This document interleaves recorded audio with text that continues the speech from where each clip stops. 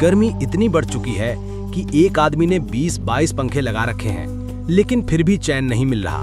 वो बाथटब लाता है और उसे बर्फ से लबालब भर देता है, लेकिन गर्मी इतनी है कि बर्फ तुरंत पिघल जाती है।